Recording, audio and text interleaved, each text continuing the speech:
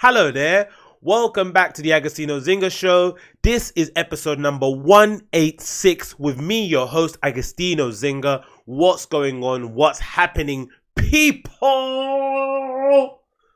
What's going on, man? Welcome back. It's Monday, start of the week. Get out of your bed. Take that dust out of your earlobe, right? Wash the back of your ears. Wash the back of your knees and the back of your neck, because that neck bit gets a bit sticky and sweaty when you sleep all the way through the weekend and you wake up on a Monday. Get up off your seat and get on it. We're here. It's Monday morning. I'm happy to have the company of you this lovely, non-gloomy, non-wet, non-grey Monday morning. Psych, it looks like absolute dog crap out there. And here we are, another week, chugging along. We're at work, we're sitting on our desk, we're running around doing errands. People start saying, I'm running around. Well, you're not running around anywhere, right? Everyone's running around. What are you running around to? Tell me. You probably don't run. You walk really quickly and then you get out of breath and you think to yourself, fuck, I'm so fat. Yes, you are. Put down the donuts. Start running. I'm talking to myself anyway, but hey, hope you guys are well and rest of well hydrated. Today's been a weird morning, not been my usual morning. I woke up a little bit later. I haven't done my workout yet.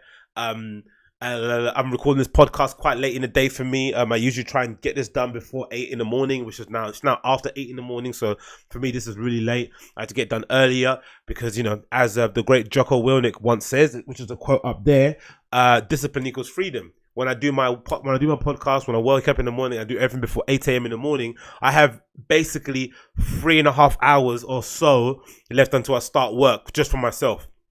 That doesn't include any other time. That doesn't include lunchtime, doesn't include the time after work. So imagine what you can do in 3.5 hours ahead of work. When you finish your podcast, you've uploaded it or it's in the process of uploading. You uploaded it onto all the iTunes stores and all that sort of malarkey, which takes, about 30 minutes, but the video takes a bit longer. You've had your breakfast, you've done your workout, and then you've got 3.5 hours before you start your shift. 3.5 hours to do whatever you want to do. Whether it's read, whether it's do some push-ups and sit-ups, whether it's learn a little language on Duolingo, any kind of self-improvement thing that you wanted to do, you can do. Whether it's even meditating in the morning, you can do that. You got 3.5 hours. It doesn't include whatever else you're going to do in a day. And I like to do that. I like to do that all the time because, again, like I said, discipline equals freedom. And usually, my kind of timetable, even though I'm not somebody that kind of, tends to go out with friends after work or meet friends during the week, all that sort of stuff, or have friends in general. The thing that I like to do the most is, the kind of framework I like to operate under, the structure I like to keep in my week is that I like to have my mornings to be for myself, right? Have my mornings are the time that I can do my, my own self-improvement thing, whether it's learn a language, read, whether it's work out, whether it's eat something healthy, do some push-ups, meditating, whether I need to kind of get my kind of week started, I kind of like to do it in the morning. And then the general premise behind it is that from the afternoon to the evening, I can't really control anything in that kind of time frame, right? I can't control sometimes the afternoon sometimes because, we might have a deadline at work that everyone needs to kind of sit at their desk and not move and they order food in and you have to kind of bang out work for a deadline. There might be a time where I'm behind in my own work and I feel like, I'm not going to go out and get something to eat. I'm just going to stay here. There might be an occasion where, I don't know, just loads of things happen, right? During the day that you can't really control. So I can't really say that I want to do my workout or my jogging during my lunch break. Evening, the same sort of thing, because I don't usually finish work the same time every day, right? Sometimes it's like a 15-minute swing either way. If I finish my work ahead of time, 15 minutes before. If I have to stay in to kind of, finish my work so I don't take it home, 15 minutes extra. That's another tip too, I would say to people out there who are always like, oh, I don't have enough time and I'm always so busy at work. What I would employ you to do is to try and get the bulk of your work done before lunchtime, because generally people tend to dip off after lunch because you've eaten whatever stuff you've eaten. It doesn't really matter what you eat. I'm not really a fan of eating carbohydrates during lunchtime because you always have that sugar crash. But I would say that most people in general tend to kind of slow down their productivity. I'm sure there's studies out there that kind of prove what I'm basically saying. So I tend to try and do my work before lunchtime. But then even if you haven't got the time and you just got one of those days where you just you just got too much work. You just took it on too much work. There's too many deadlines coming at you. I would encourage you to try and get everything done as much as you can done at work. don't take your stuff home. I think sometimes having that little bit of a mental gap at home, a bit of a mental break, and just laying off of thinking about work, not doing anything on the train, just kind of relaxing, it actually makes you a lot more productive when you come back in the next day, as opposed to taking it home with you, trying to do something at home whilst you're eating, your boyfriend or girlfriend's talking to you, your dog's running around, you're trying to do stuff in between, you know, whatever else you do at home. It's not the best use of your time. So I do really encourage the idea of like trying to get all your stuff done in the morning ideally before lunchtime.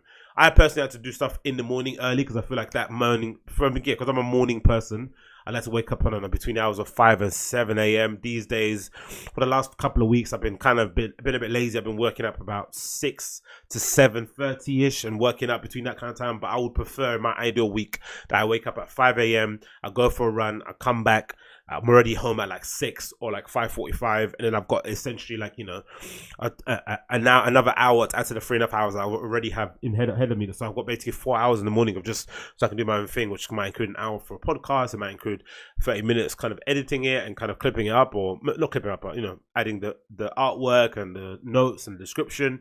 It essentially leaves me 2.5 hours to kind of get ready. And if you're wondering where all this productivity talk is coming from, there's this amazing video I just basically been watching recently. I haven't really finished it now. I haven't finished it, but I'm kind of halfway through. It's from the guy called, I think his name Max Joseph. He used to be on Catfish. Do you remember that show Catfish, right? This guy Max Joseph used to be on that, and he left. I remember there was I think he left on the back of. Do you remember when he was oh no, it doesn't matter. He left anyway. And now he's kind of doing loads of YouTube videos, and he uploaded a YouTube video recently now. It's called Bookstores and How to, the How-To Road. Hold on, I'm just going to try to find it now. I'm talking too quickly. Let me slow down. I'm so excited about this. I'm really, really excited. Anyway, so I've got it here up here on the screen. It's called Bookstores, How to Read More Books in the Golden Age of Content, right? And it's an amazing book. It's amazing, little documentary. It's about half an hour long. A very well done documentary.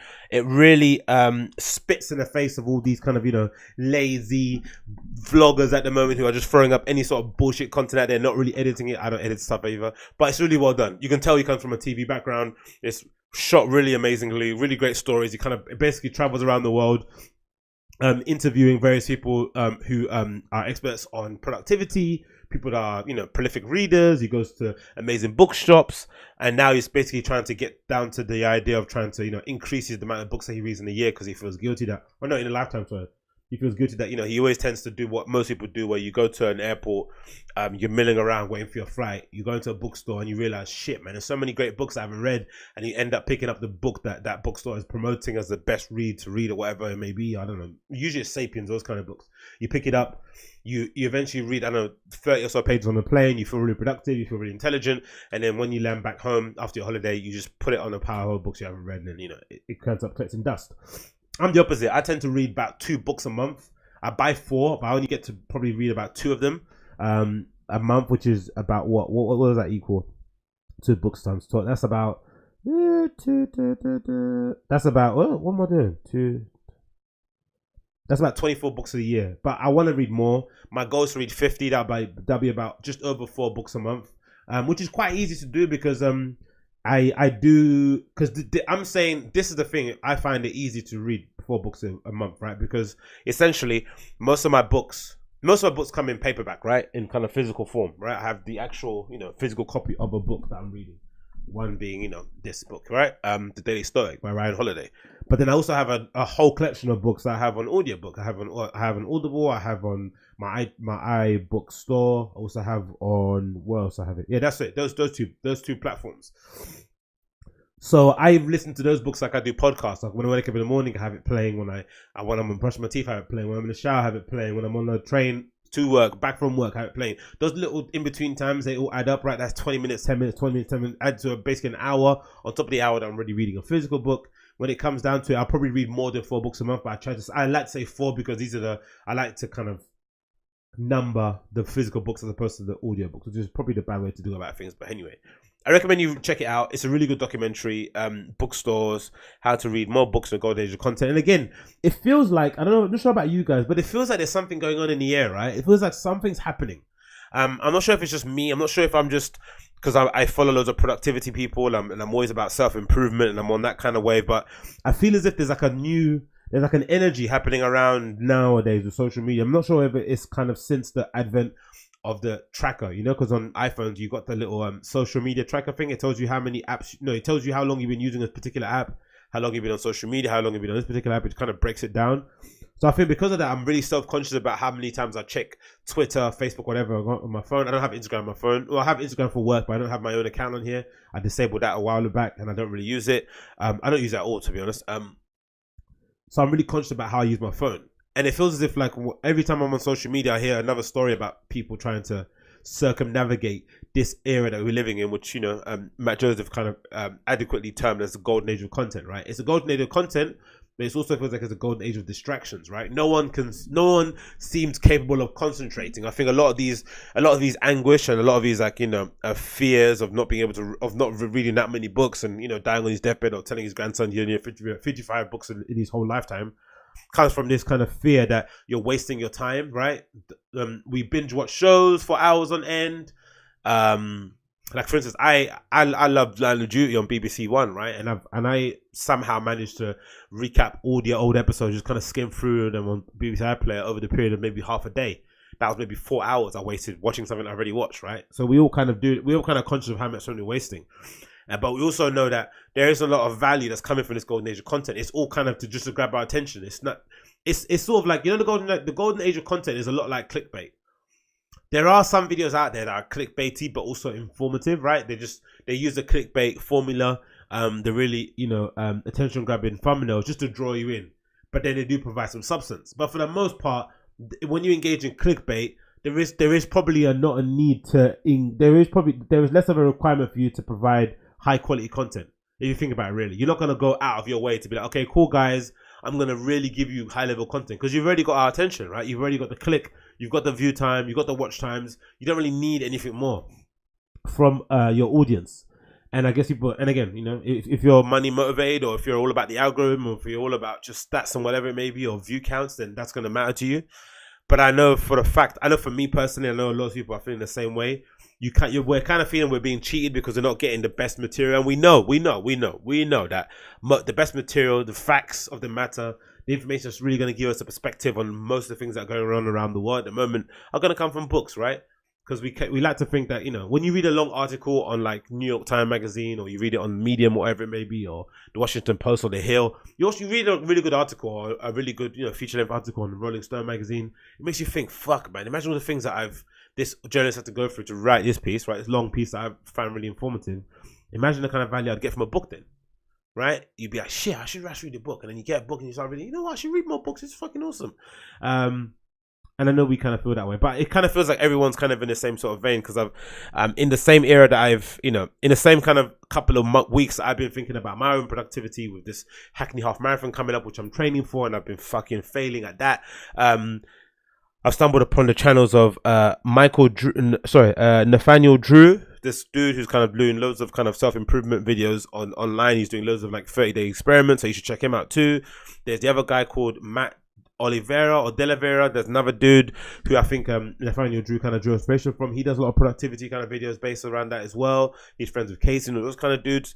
It feels like there's a new energy happening around the interwebs or YouTube or in general, just in content, where people are trying to really talk about these productivity hacks and stuff. And maybe it's my algorithm, but I'm stumbling. My homepage is full of essentialism. It's full of minimalism. It's full of people trying to declutter their houses. It's full of people trying to improve their productivity. It's full of people trying to experience and live within the moment and not be distracted by the things around us. It's full of all this stuff. So I feel as if like now is more than ever, I'm feeling more conscious of the time that I'm wasting, and I'm trying to tap into that productivity side of myself. And and I guess the thing with me is I like to hold high standards, right? I think I'm probably operating at a higher standard than most in what I'm doing, and I still don't think I'm shit, right? I still think, that people out there that'll hear me say, I wake up between the hours of 5 and 7, but when I wake up at 6, I feel like I'm lazy. They'll say, oh my God, I didn't even wake up at 6. Do you know what I mean? Like, I know everyone's got levels and stuff, but I think in general, my life has been improved tenfold when I've been able to carve out some time in the morning to do something that I don't want to do, that's going to help me in the long run, right? That's going to be beneficial for me in the long run. Say, case in point, working out. Do you know what I mean? There's no real contest to that. There's nothing. No one can say that's ever gonna make me think working out isn't gonna be something that's gonna be highly beneficial to my life and what I'm doing going forward. So yeah, that's essentially where I've been now. At the moment, I'm just kind of doing that, focusing on my working out stuff. The working out stuff's been annoying as well. Like, I can run for long. I can go out and run every single day. But the thing that's just fucking me over is the fucking dieting. But I don't know if it's because I'm not running consistently, but I'm running essentially like 3 to 4 times a week. But then my diet is the thing that's really fucking me up. It's holding me back a lot. And I've got 3 weeks now until the Hackney Half Marathon, which is on the 19th of May. And I just want to train as much as I can, lose as much weight as I can in these in-between weeks and see what I do performance-wise. I'm now back up to 229 in terms of weight. I was I think at 226 or 224 a week ago, a couple of weeks ago, so I put on another 4 pounds. But I'm sure that's just, again, for just being lazy and not going as hard as I can do. So now I'm back on it again. Back on my intermittent fasting, back on my training. So once I finish my podcast, do my work, and do all the other stuff I need to do, just before the end of the day, I'm going to go out for a run, probably about 4 to 5 miles, and then come back and do that again, basically effectively the rest of the week, and then hopefully have an idea of where I am, like how much I'm losing during the week, and see where I'm going to be for the race on the 19th, on that Sunday. But I just want to, I don't know. I think maybe I just need to basically tap into where I was before that moment. I don't know what happened in these last couple of years. Well, I do know what happened. I started going out too much, but I started going out too much, which is weird because my work-life balance has improved a lot. I'm DJing a lot more often now, so I'm doing something outside of my work that's giving me a reason to live, right? It's a nice little hobby that I do that people sometimes pay me, sometimes they don't, but it's nice and it's fun. I'm doing cool things, but I just tend to overindulge outside of work sometimes. It tends to kind of get a bit too crazy. I need to kind of rein that in, and I don't know what. Yeah, I need to basically do that. That's basically the goal. I need to kind of rein it in, and hopefully I'll be where I need to be in the next couple of weeks. That's the kind of plan. But yeah, no more talking about it too much, because I don't want to keep going on. I don't want to be one of those, those kind of people on YouTube, like, I want this plan, I want to do it, and check in again next week, and it's fucking failing. I just want to do it. And at the end of the week, I'm going to update you guys. Hopefully on the Friday, when I do another podcast, update you guys on what I'm doing. And then we can basically go from there. Anyway, let's jump into the show, because I've been waffling too much in the beginning here. Tend to love a good waffle. But that's the whole point of a podcast, isn't it? Waffling, right? People be like, oh, you're waffling too much. Like, come on, man. That's the whole point of a podcast. You're meant to waffle. That's the whole point. That's why I made this. That's why I decided to do this sort of stuff, right? Because I tend to waffle in my head. This is a good opportunity to waffle out loud. Just waffle out loud, get it all out of my head, get it all out of my system, and just continue, innit? Keep it moving. Anyway, let's get the move on. We got so much to talk about that I want to talk about with you guys. Okay, first thing on here. What do I want to talk about here? What we should talk about first, number one. Let's talk about this fucking cover that this guy did, right? Taking the piss out of all our female DJ queens. And of course, Resident Advisor put it on the first, the number one thing on their news site. They don't have comments, so we kind of have a good debate about it. Resident Advisor fucking up once again, but hey ho ho, what do I know? So Resident Advisor put this article up that I saw being shared on social media over the weekend. Black Madonna's always ranting and raving about something on social in a good way, right? I love her. She's a really opinionated young lady, and somebody that's always willing to kind of, put her neck out there and say what's on her mind, not fearing the consequences. And she was talking about something that she saw on social, began to be annoyed, and I didn't even know what she was talking about, ranting and raving about something. Then she linked to it, and I clicked the article, and I was like, she's got every reason to start ranting and raving about this shit. This is nasty as fuck. Super, super mean. So this article on Resident Advisor kind of lays out what happened the weekend, how it transpired over the weekend. So the headline reads, Nastia Black Madonna respond to phallic misogynistic Vakula EP artwork. The cover of Per Aspera Ad Astra, released under his Rocco Siffredi. Rocco Siffredi, it's not the porn star. It's not, yeah. Do they know that? So Rocco Siffredi is a legendary porn star. Why is he legendary again? Is it just because he's a vintage? Is it because he's an old school porn star? Because he's got like a massive schlong. I've forgotten that. Anyway, he's a really well known male porn star who I'm sure. Yeah, why is he famous in pop culture? I forgot what it was. Anyway, there's a reason why I know him. I haven't watched any of his porn, so I don't get too crazy. But there's a reason why I know him that isn't to do with porn. But anyway, it doesn't matter. That's his name. So I guess it's something to do with that. But anyway, let's continue with the thing. The cover of Per Asper Ad Strada, released under his Rocco Siffredi alias, depicts Peggy Gou, Nastia, Nina Kravitz, and the Black Madonna capturing a penis-shaped spaceship. Yo. Meanie.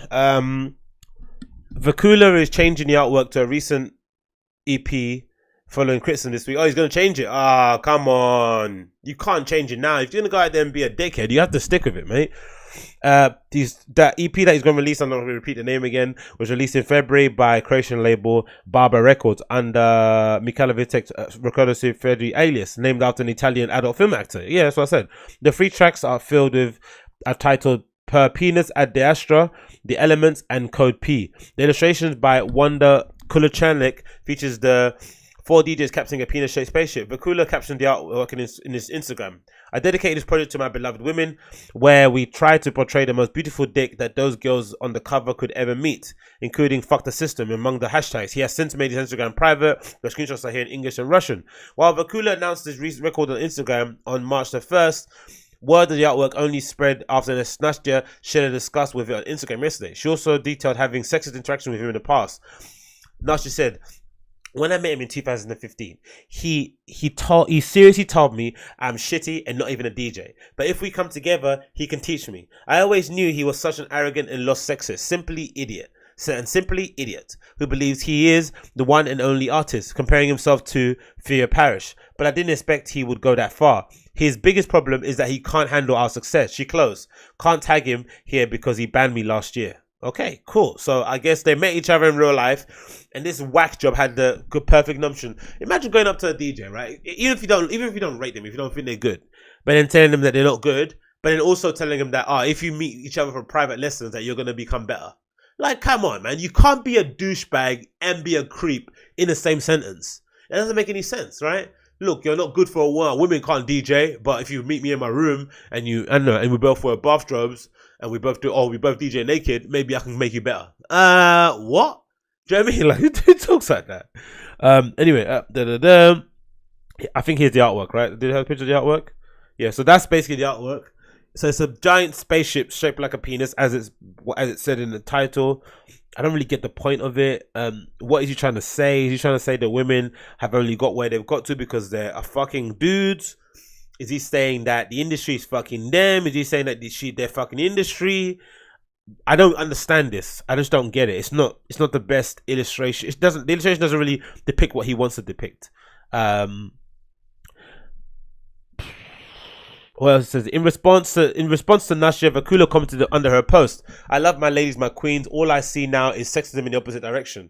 He also shared screenshots of her statements in a separate Instagram post and said he will be changing the artwork out of respect for the artist. "This art was designed to collaborate with my friend. My vision was to call attention to the exploitative nature of the music industry. It is not done in any disrespect. I hold a vision of the music industry becoming focused on fame and money, not music, and it makes me sad to see it go this way. Out of respect for the artist named in Nasha's previous post, I will ensure the artwork is amended." The hashtags underneath that Instagram post captioning the art, Peggy Gou, Nasha. He's a troll. This guy's a troll, man. I don't know why he's women are paying attention to him. He's obviously a troll. The Black Madonna also expressed her disdain towards the artwork on Twitter today, calling it fucked up. Here's what she said: "Framing a group as successful women in dance music along with the imagery of a porn star famous for brutalizing women." You got to go a bit too far, brutalizing women. He's a porn star, man. He's not fucking I don't know, Channing Tatum. Do you know what I mean? He's not Chris Hemsworth. He's not gonna wine and dine you. He's not a born again Christian. Do you know what I mean? He's a porn star. If he's not brutalizing women, then I don't know. I would be surprised if he wasn't a porn star and not brutalizing women. Maybe she doesn't agree with porn, but that goes without saying. But anyway, I love Black Madonna. Let her say what she wants. Framing a group of successful women in dance music along with the imagery of porn stars famous for brutalizing women and performing simulated rape and full sexual contact on our album cover without notifying us. So if you would have notified, I'd been alright. Or asking for consent is wrong in so many ways that I can't even list them. No one needs this. We're all just trying to do our jobs the best we can. I agree. We are wives and mothers and creators and label owners.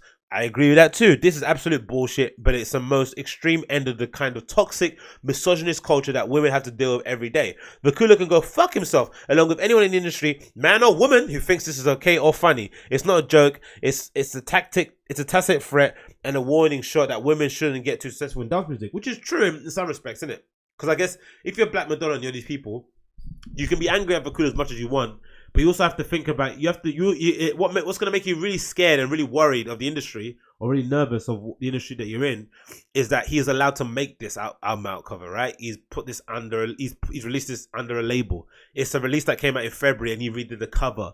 Shops listed it on their website.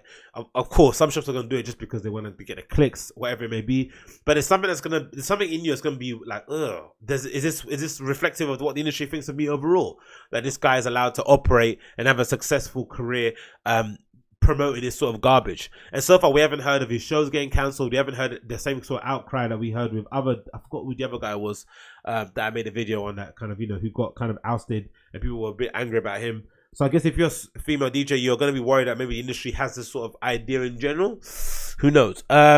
Update. Vakula posted another statement on Facebook. Everyone's making statements, calling out Black Madonna RA by name. There was nothing but a joke in his beautiful cover, he wrote. Okay, what is it? There was nothing but a joke in his beautiful cover. I have no problems with women in the industry, and it's unnecessary here to drag lies supported by a resident advisor about sexism. It was a collective image to show. Oh, why did it let you just do it on the website? It's so annoying, isn't it? You click that and it clicks you to fucking Facebook. It's annoying how they do that all the time. But anyway, they want to get their clicks. Anyway, there was nothing sexist about it. It was a collective image to show how I perceive the modern system. When in my opinion, the music the music is already becoming just a tool for using the purpose to some disc jockey to earn big money and fame. In any case, I did not want to offend anyone, but this has hurt someone. I apologize for your choice. Vakula's a troll. I don't understand why he's got to give him attention. He's obviously a troll. How can you apologize like that? In any case, I did not want to offend anyone, but if it has hurt someone, I apologize for your choice. That's the most backward apology I've heard in my life. This guy's a troll. I don't know why Black Madonna and Co are wasting their time with him. He's obviously just trying to wind them up. That's essentially what he's doing. I guess he's won in that respect. Trolling nowadays is so annoying, isn't it? You have no action. He's not even standing up for his opinion. He's just trying to like be a court gesture in that respect, isn't it? He's just trying to be absurd. He's kind of in the same level of like a Milo Yiannopoulos, right? You don't really know what he believes in, and when he's trying to troll, it's all kind of one big game, one big ruse. And essentially, when they pull one card away, the whole house starts tumbling down. You gotta stand for something. If you're gonna be a misogynist, right? If you're gonna be a sexist misogynist, just stand up and be that guy. Just say women can't DJ, women don't DJ well, they're only getting paid because they got tits. Like, say some outlandish shit and just stick with it. Don't then say, oh, it was a joke. Oh, it was expressive artistic it's artistic expression. Oh, if you got offended, then I'm sorry that you got offended for something I didn't make you offended. No, don't do that dance. If you're gonna be a dick, just be a dick all the way through. Pun intended. This situation is absolutely absurd. Do you really like to be gossip and spread lies out of your mouth, Black Madonna? Feels like a hero of the movie The Matrix. Some people with dirty speech are capable of doing such things, and what's more surprised is how easily you ate this lie. If this is possible in the world of DJs, then I really have nothing to do here. What the fuck is he talking about? Lie? You made a cover art work with women that are well known, that women have. No, this dude is a psycho. This dude's a psycho. He's now trying to like him. No. If this is possible in the world of DJs, you will not break me by gossip and lie, Black Madonna. Wow. Okay. So this is turning into a full-blown beef, isn't it? Sunday afternoon, Peggy Goo shared a message to the misogynist Vakula. Oh yeah, this is really good actually. This is quite a funny video from the one and only Peggy Goo. I'll play this a little bit. Yo, Vakula, I just saw your EP cover trying to make fun of 4 women DJs, including myself.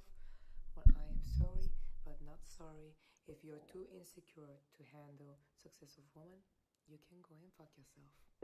I'm actually not angry. I'm more disappointed that you couldn't do a better job on drawing me.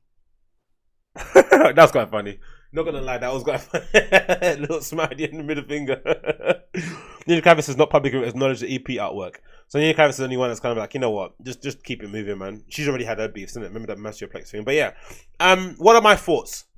So, I think I've spoken about it previously with my other videos concerning Peggy Goo.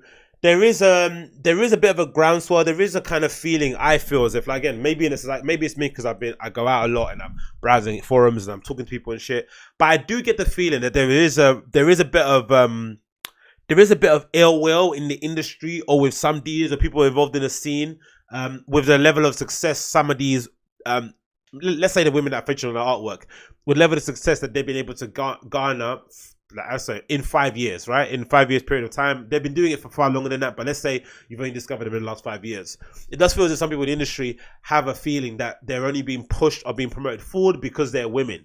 And because there's been this conversation in electronic music, there's not enough women for a representation. It feels as if the industry is sort of in the same vein as Hollywood, when there isn't, when people call out Hollywood for not having a lot of black, brown faces in Hollywood, what they do the next year, suddenly all the films are on the, that have been featured on the Oscars or nominated for Grammys and shit, or nominated for Oscars or featured for like Golden Globes, all this kind of stuff, have suddenly got black and brown faces, right? They always swing the other way just to accommodate people and just to kind of, play into the political narrative that's going on. It's never done from a genuine sort of place. So it's a bit like, it's kind of virtue signaling in a way, right?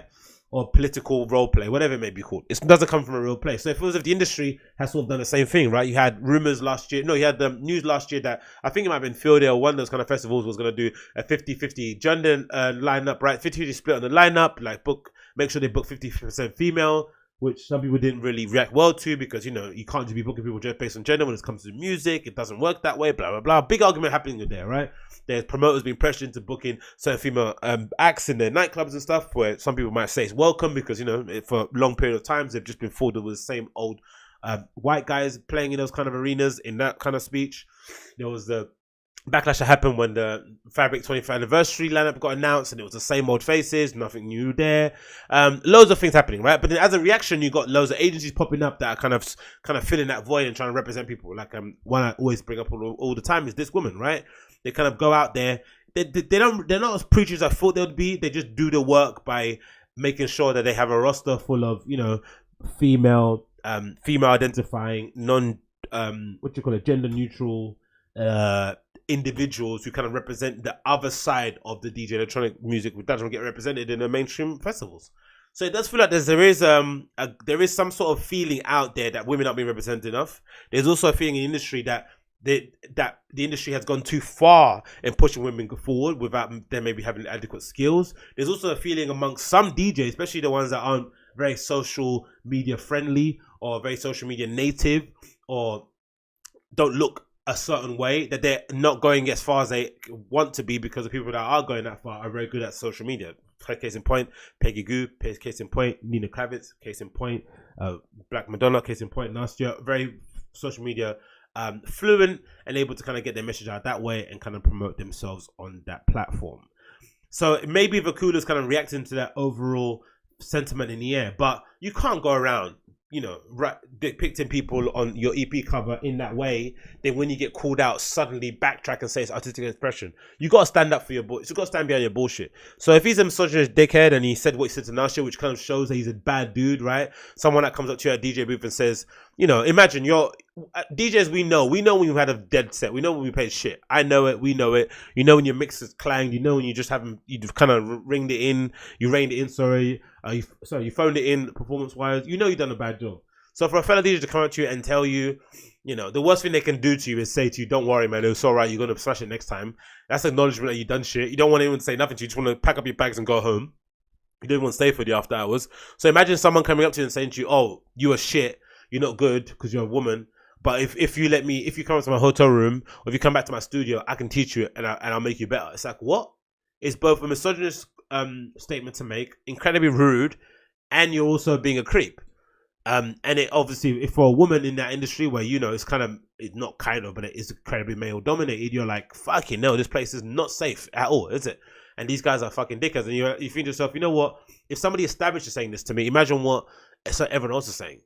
So I don't think it's the right way to go about things, but I just think nowadays with the way social media is and the way how how attention starved people are, right? You saw the lady recently defacing the Nipsey Hussle mural or somewhere. I don't know where it is in America. It was somewhere in America.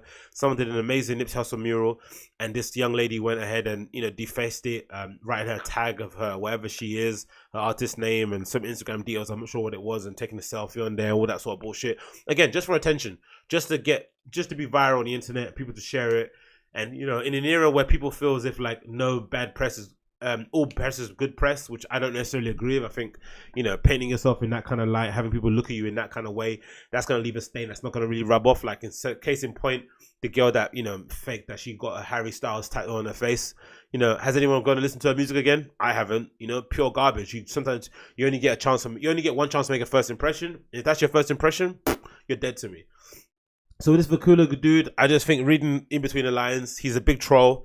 I don't think these ladies should waste their time talking to him. And I just think in general, everyone's just concentrating on doing their best work, man. Nowadays we have great female representation in electronic music. It's not as good as it could be, but it's still getting better.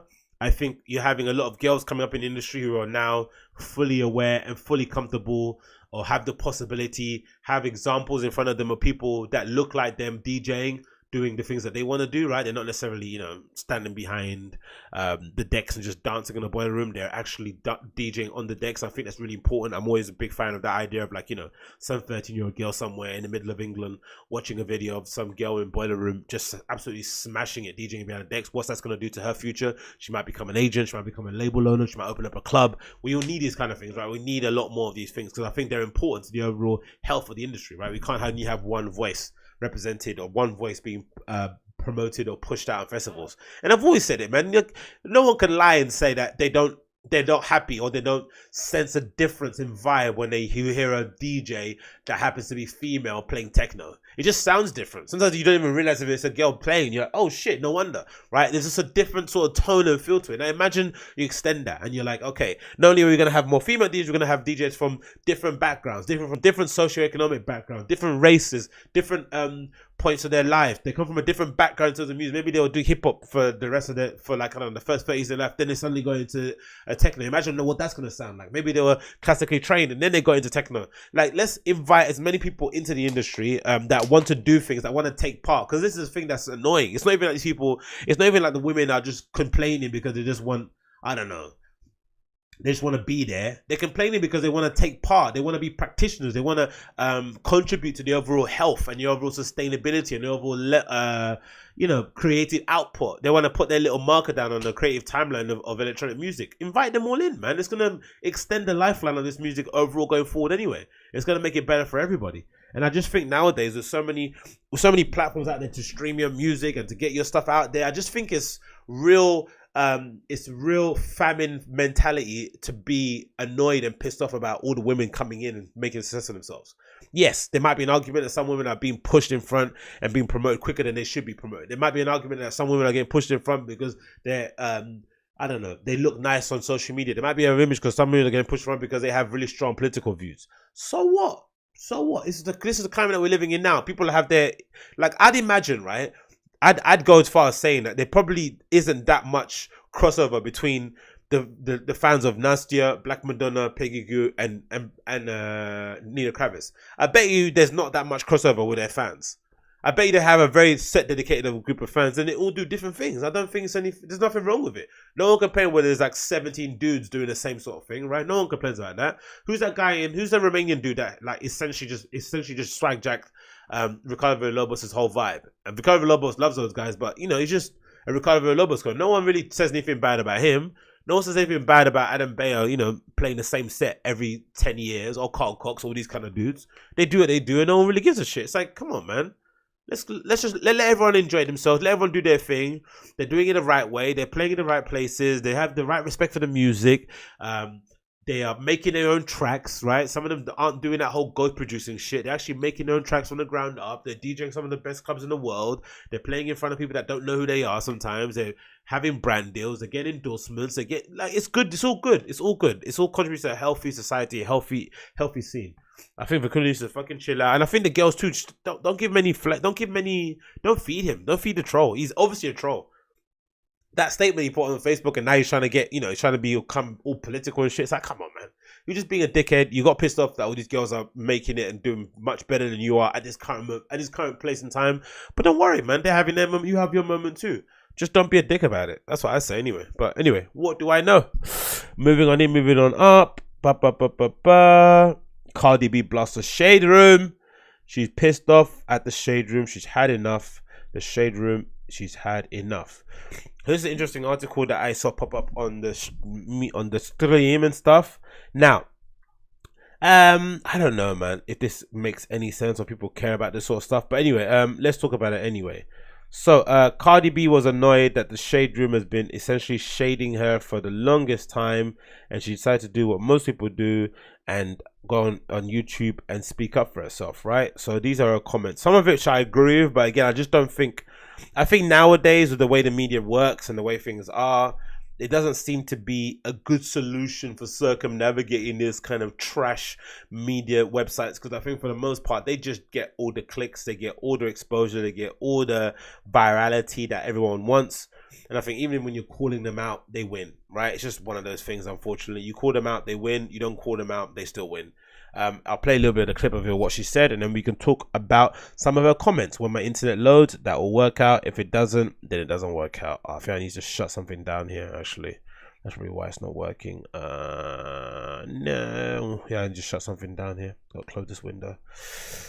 Let me close one, and then I'll start again, because it's saying my encoding is not being quick enough. Oh, actually, you know what I did this weekend too, actually? I live streamed a DJ set on my YouTube channel. So if you're on YouTube and you're listening or you're watching on YouTube, check that out. If you're on the podcast app, I'll link to it in the show notes. I also recorded the whole hour, but I put half an hour of it up online. Bit shabby recording wise, because I didn't have an inline input to it. I had to basically record the audio through the microphone on my iPhone. Next time around, I'm gonna get the actual connector that I can plug it into, so you can actually hear the line through the actual what do you call it, through the sound card. But this time around, the input was coming in through the phone. But it was quite fun to do, actually. A lot easier than I thought it would be. I didn't think it would be.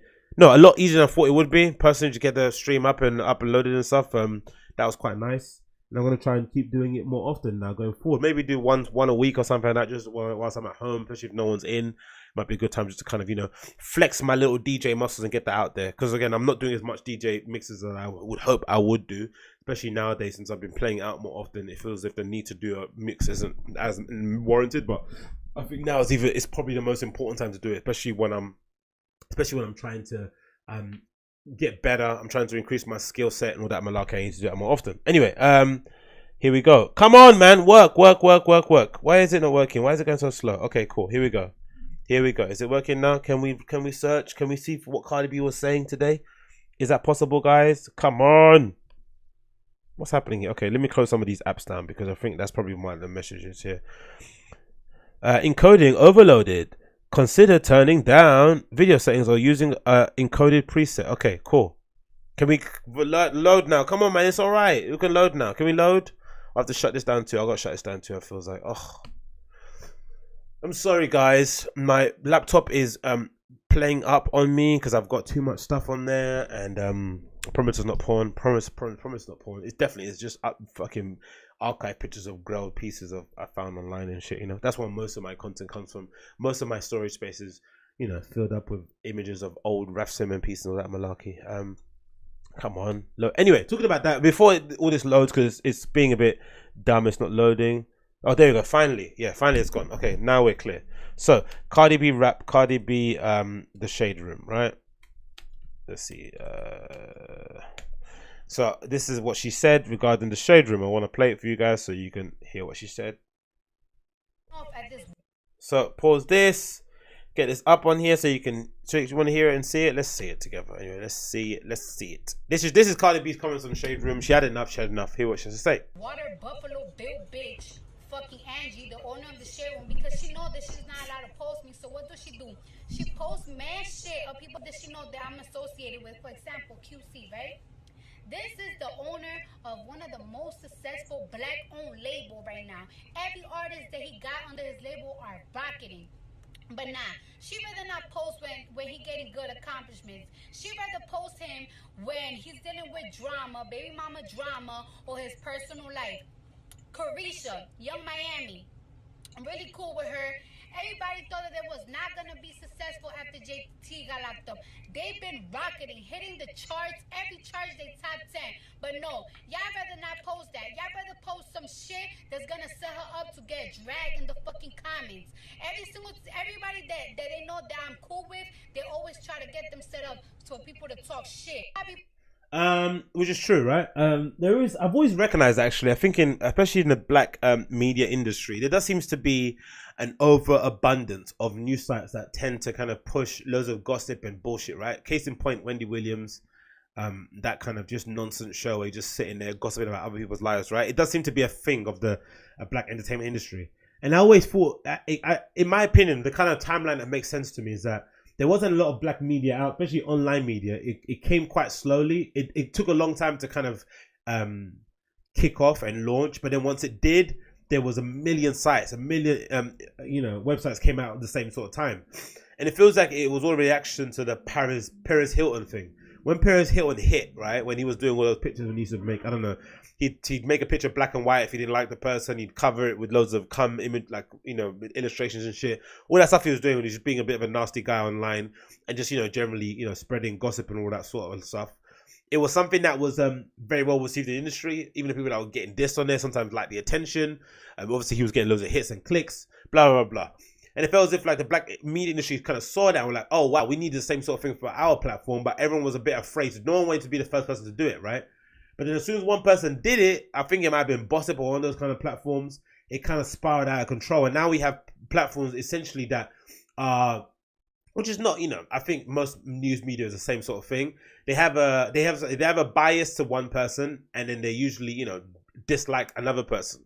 So it's natural that some of the reporting will kind of swing on one side or the other. It's not necessarily a neutral point of view. It's not just reporting gossip for gossip's sake. It's usually reporting gossip to make this person look bad, make that person look better, without it intrinsically being said. And it feels as if, like, over the years, especially with, record labels waning in their influence and in their reach, they don't necessarily, record labels can't market you. Record labels marketing department are not as crucial as some people would like it to be seen, or they try maybe to justify their jobs. But for the most part, if you're an artist, you can essentially get the word out through your own platforms, through your own Instagram or social platforms, better than any kind of marketing team can do. So I think because of that, there seems to be a need for artists to get some attention outside of their own platforms to kind of bring new people into their kind of world, right? You see it with the abundance of people willing and accepting to go into Love and Hip Hop, even though it's a garbage bullshit show. The whole premise behind that is that you go on Love and Hip Hop to increase your reach, to increase your audience, right?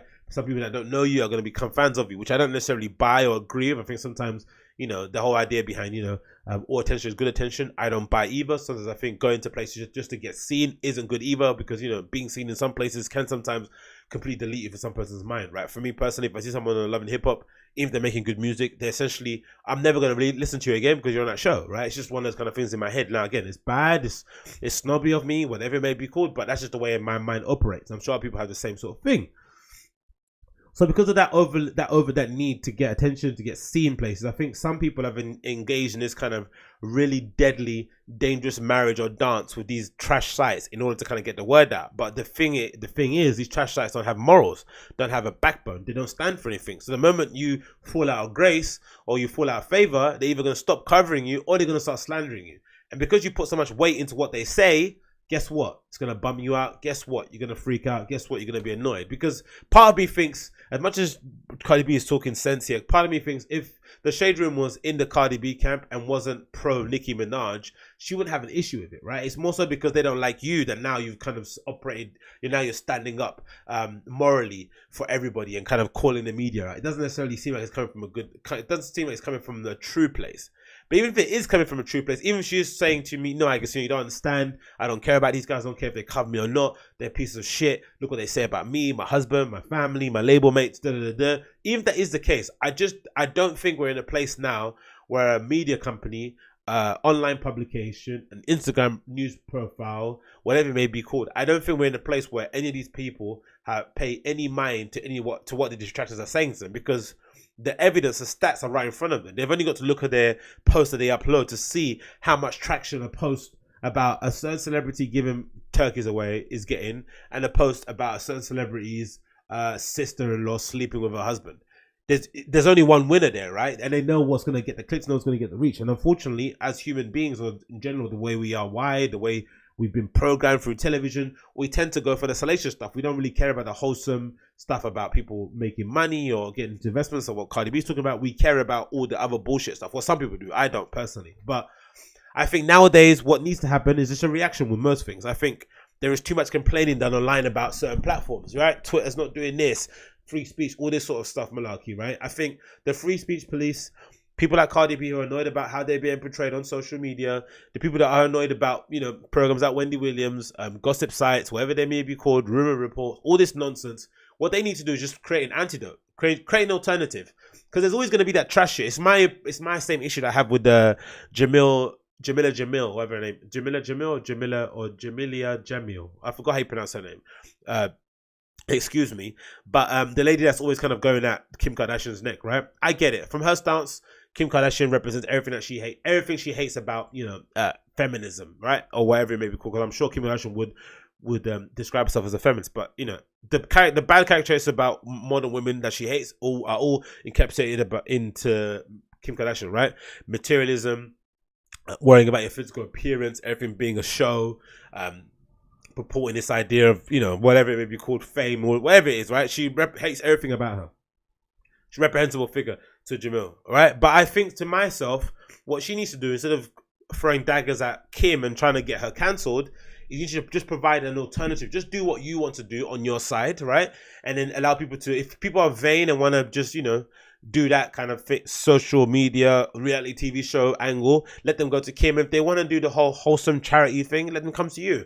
I just don't think we need to be battling or engaging in some sort of battle in order to kind of silence one or put down the other. What we need to be doing is understanding that these platforms are not there because we've become socially programmed to accept them. They're there because intrinsically we want them to be there.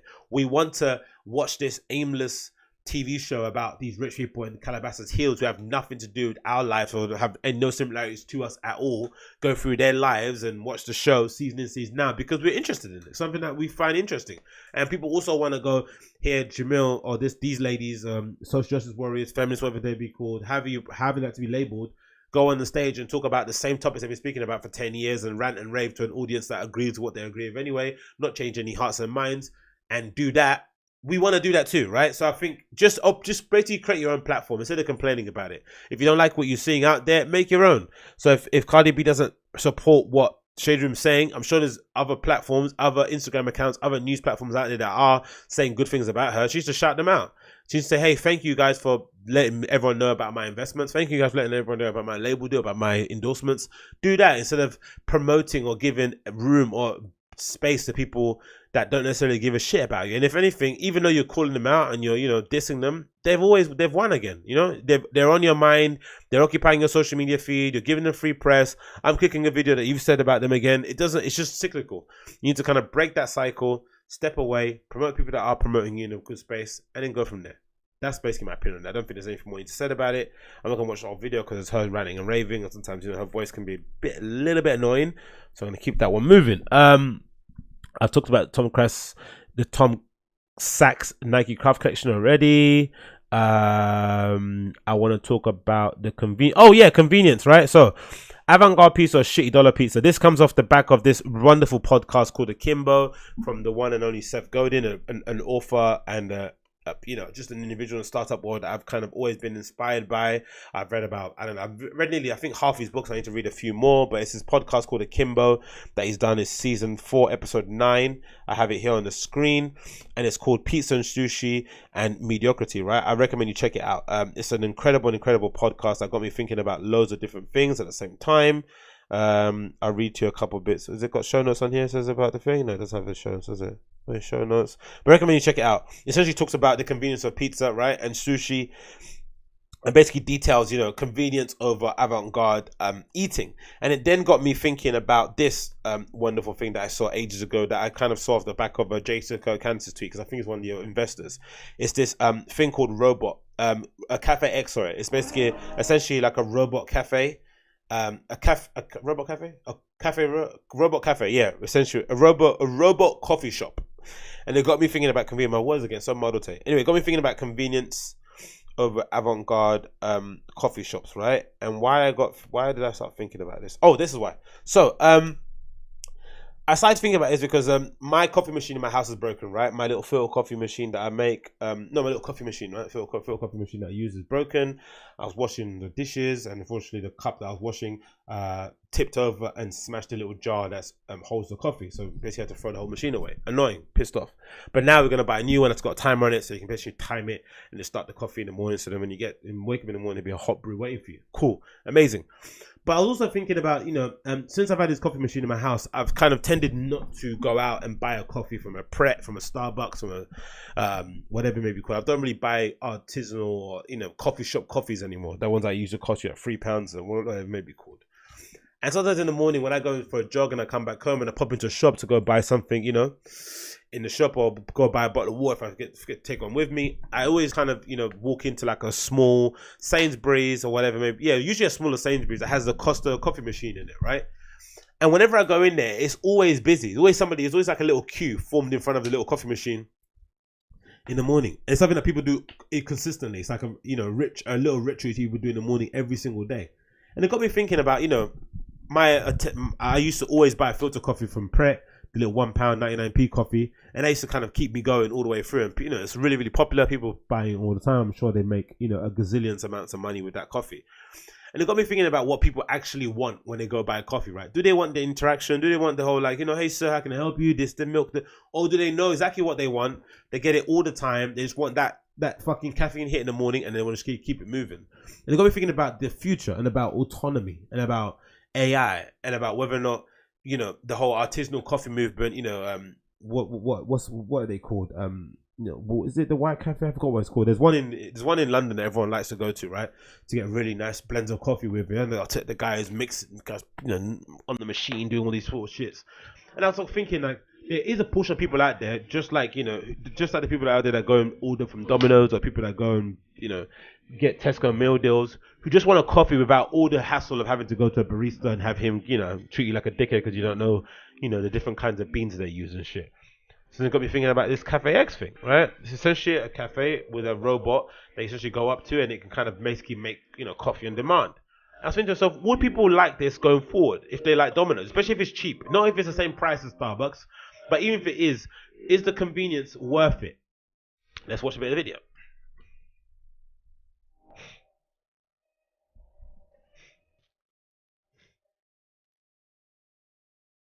Cafe X, you go in, you grab a little cup, some ice, and it makes a coffee for you. And I think it just basically twists it around, right? And it gives it to you as it comes around. It's really cool. I wonder if this is going to be something that would actually take off nowadays. Or people be too conscious about the amount of jobs that are being lost because, this coffee machine is essentially taking away loads of jobs from people, right? Because what maintenance is needed from this? Oh, it waves at you as well.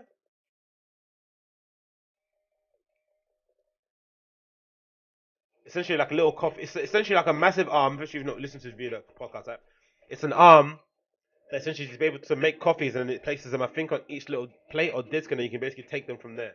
You basically order it, it makes the coffee, it places it on the platform, and you just go. So there's zero communication, zero talk to anybody.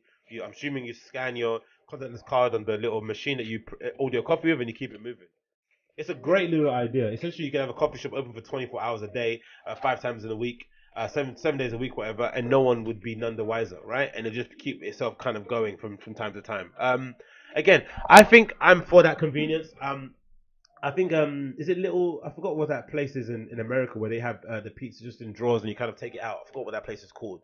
Little Caesars, I think it might be. Something like that would be a really popular thing in the UK as well. Something of along that kind of ilk that gives you just fresh pizzas, day in, day out. Like imagine how popular a place would be that gives you a sandwich from a shop, right? Just they're all kind of done, baguettes done or pastries done in the night time. You press a button, it kind of just comes out, and you just eat that before you go to home. Especially built into stations and shit, that would be super popular. But yeah, I recommend you check it out. Cafe X. I recommend you check out Akimbo too. It's a great podcast, one of my favorites. It's one of the best. Anyway, before we end, I want to show you some pickups that I got. 2 pickups recently, or pieces I want to showcase to you guys. Number one, I got a pair of Air Force Ones. white Air Force Ones. Can you see them there? Right, is it there in the picture? Zoom out a little bit there. There you go. I got a pair of white Air Force Ones, right? With a little look here, look there.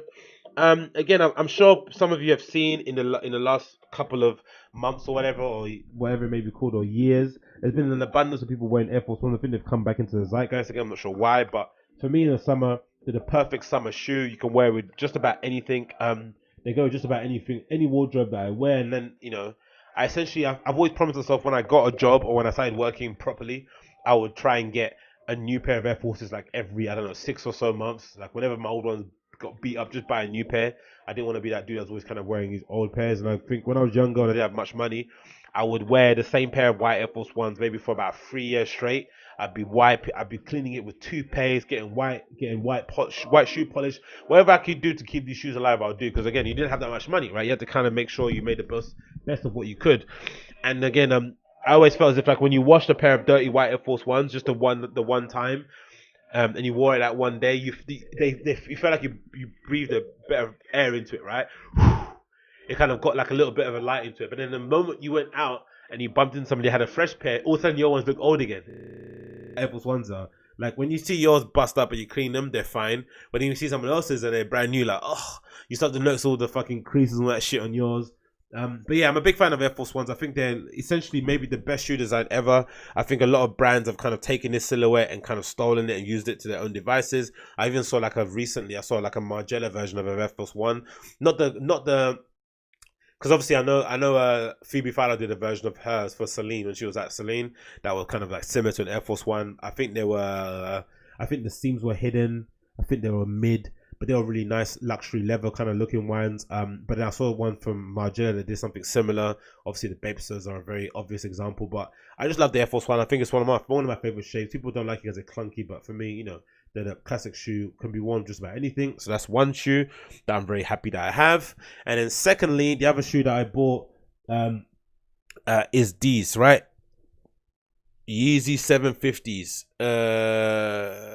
As you can see there, one of my favorite shoes of all time. I think Kanye did an absolute stupendous job with these shoes, right? Again, I'm not sure why they're my most favorite shoe. I'm not sure why I love them so much. I think maybe because of the sole. I think maybe the shape. I think it reminds me. I think it's got all the elements that make a shoe for me, right? It's a bit of a thicker sole. It kind of looks like a New Balance, but it isn't a New Balance. It's got little pops of color. The nondescript sort of branding on it. The only thing that you can see branding wise is maybe these kind of like 3M stripes and underneath the mesh. No obvious branding. Very low key. They go just about anything, and I think nowadays, since I've been wearing a lot of wide-legged trousers, these go really well with them, especially because I'm not wearing skinny jeans anymore. I don't know. There's something about these shoes that are just one of my favorites. I'm going to try and buy every single colorway, bar maybe a couple that have come out recently. And again, I think these and the V2s just have easily been, especially in the last few years, especially with the abundance of fucking stupid retros that we see nowadays from companies, I think, getting framed there. These are my favorite shoes of the season. And I'm really happy I have them. The grays I've absolutely beat up to death that I need to get a new pair of. And then I'm going to hopefully get the triple blacks that come out soon, the V2 triple blacks, and maybe a couple of others more that I want to get a pair of too. And obviously the Zen whites too.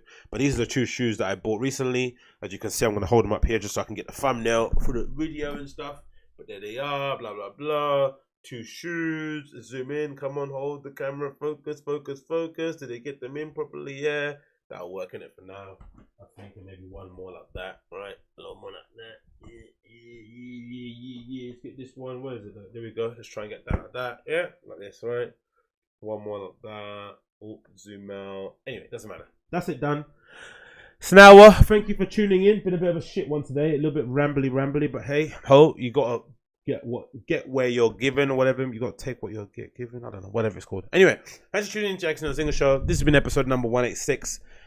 If you're watching via YouTube app, like and subscribe below. If you're listening via podcast app, leave me a 5-star review. Check out my website, agostinhozinga.com, for news regarding myself. Check out my sponsor, audible.com/AGGY. And I will see you guys again tomorrow for another episode of the show. Take care, look after yours and yourself, and I'll see you guys again very soon. Peace.